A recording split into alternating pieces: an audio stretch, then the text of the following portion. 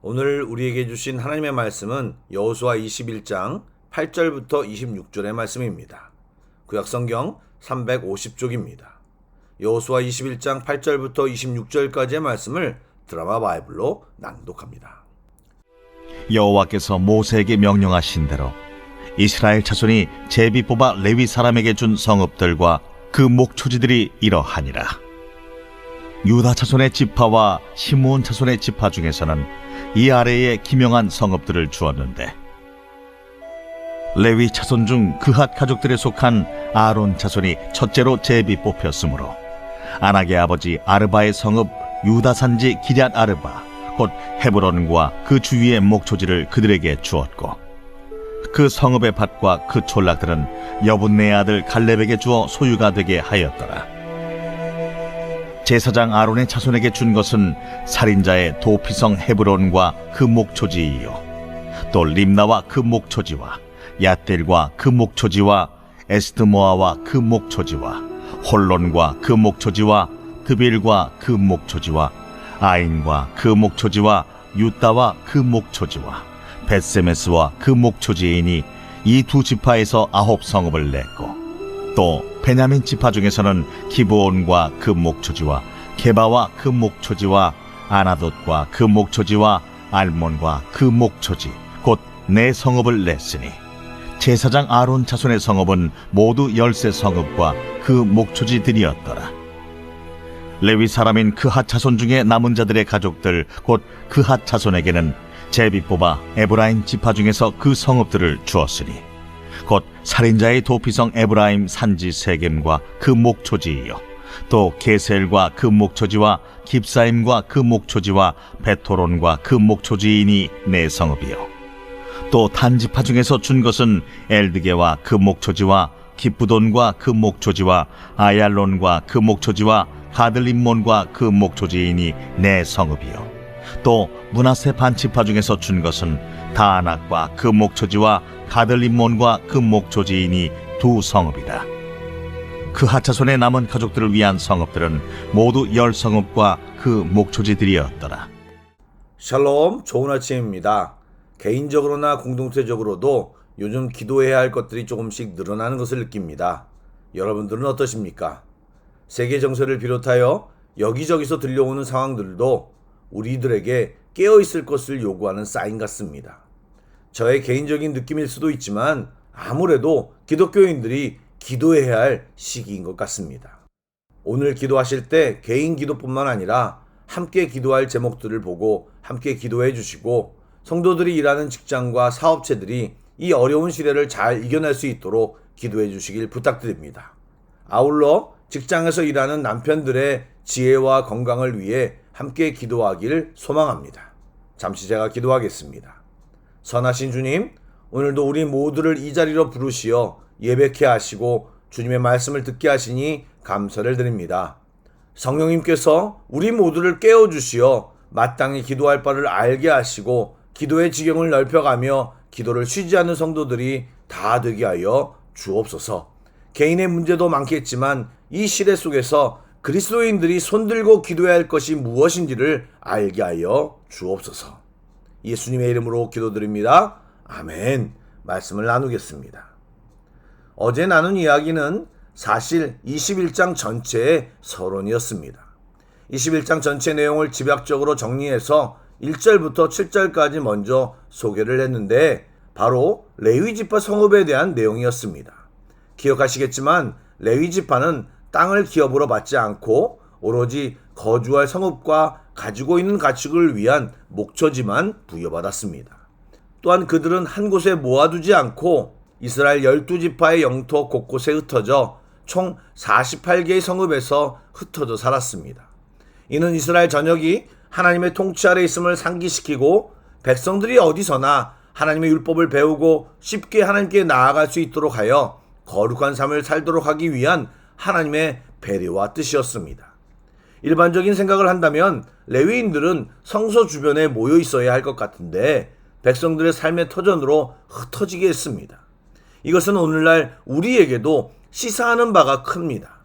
어제 수요 기도회 때 말씀을 전하면서 제가 주일 한 번 모이는 것만으로는 부족하다고 말하며 힘들더라도 모이기에 힘써야 된다고 말씀드렸습니다. 그것을 소위 모이는 교회라고 말합니다. 그러나 교회는 모이기만 해서는 안 됩니다. 흩어지기를 잘해야 합니다. 실제 예루살렘 교회가 흩어지지 않자 예상치 못한 박해를 겪게 하시고 성도들은 사방으로 흩어졌습니다. 그 속에서 아픔이 있었지만 결국 초대교회는 그 흩어짐을 통해 성장할 수 있었습니다. 모이는 이유는 흩어짐을 위한 것이고 흩어진 곳에서 다시 모이기를 힘쓰고 또다시 흩어짐을 반복하면서 복음은 전파되는 것입니다. 오늘 본문에서는 레위 지파 중에서도 그앗 자손이 받은 성읍들의 이름을 말하였는데 먼저 아론 자손들이 유다, 시므온, 베냐민 땅에서 13성읍을 받았습니다. 여기에는 헤브론의 도피성이 포함되어 있습니다. 그런데 조금 더 곰곰이 생각해보면 제사장 자손들이 유다 주변 성읍들에 거주하게 되었음을 알 수 있습니다. 이는 장차 하나님의 성전이 세워질 것을 감안하여 유다 땅에 제사장 후손들이 머물게 하므로 그들을 통해 이스라엘의 예배를 감당하기 위한 하나님의 포석이었던 것입니다. 사실 이런 것은 성경 공부를 하고 그 이후의 역사를 알고 있는 우리들이 얘기할 수 있는 것이지만 당시 사람들은 전혀 생각하지도 못한 하나님의 일하심이었습니다. 여러분, 요셉이 애굽으로 팔려감이 또 야곱 가족이 애굽으로 이전하는 모든 과정이 우연이었을까요? 아닙니다. 철저히 하나님의 인도하심과 뜻이 그곳에 있었습니다. 우리들도 마찬가지입니다. 참새 한 마리가 떨어짐에도 하나님의 허락이 있어야 한다고 하는데 우리들이 이곳에 온 것에 대하여 하나님의 선한 뜻이 있는 것입니다. 그렇다면 그것을 아는 것이 좋을까요? 모르고 그냥 살아가는 것이 나을까요? 저는 하나님과 친밀하게 교제하는 사람들이라면 우리가 왜 이곳에 와야 했는지를 알 수 있고 알아야 한다고 믿습니다. 여러분, 하나님의 마음을 모르고 살아가지 마시고 주님 앞에 머물러 하나님의 마음과 생각을 알고 살아가는 주의 자녀들이 다 되시길 주님의 이름으로 축복합니다. 아멘. 어쨌든 레위인들은 영토가 없었고 지파들이 내어준 성읍에 살며 그들은 하나님의 공급하심으로 살게 하셨습니다. 다른 지파들은 땅을 적게 분배받았다. 우리가 분배받은 쪽이 산 쪽이다. 가난한 족속들이 많다. 불평하던 그때에 소유가 하나도 없었던 레위인들은 하나님께 집중할 수밖에 없었습니다. 이들이야말로 주일날 언급한 존재를 기반한 인생으로 하나님 한 분만 의지하며 살아가는 존재들이었습니다. 사랑하는 성도 여러분, 요즘 경제적으로 어려운 분이 계십니까?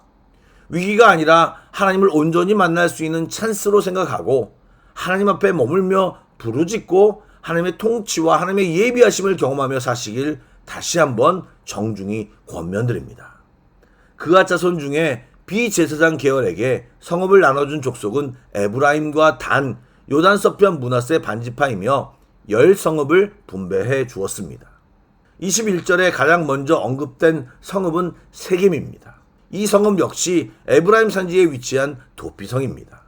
그런데 좀 신기한 것은 레위지파 성읍으로 주어진 게셀과 기프돈, 다하낙 등 몇 지역은 가나안 족속을 완전히 쫓아내지 못한 곳이었습니다. 여러분, 왜 그곳에 레위지파 성읍이 있었을까요? 아마도 함께 하나님께 부르짖고 하나님이 주신 힘으로 그것을 온전히 너희들 것으로 만들라는 메시지였을 것입니다. 예, 우리가 있는 곳에서 왕같은 제사장이 되어 예배하며 삶의 다양한 문제를 정복하며 하나님과 함께 살아가는 주의 자녀들이 다 되어야 할 것입니다. 아멘. 기도하겠습니다.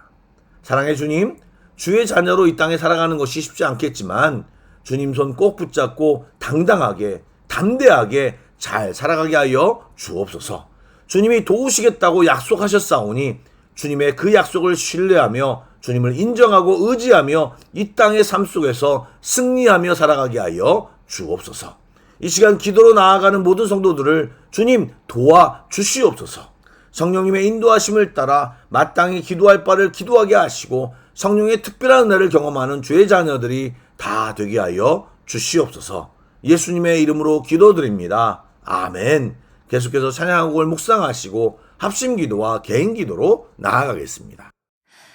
주의 자녀로 산다는 것에 불 가운데로 걸어가는 것, 그 속에서 신실하게 날 지키시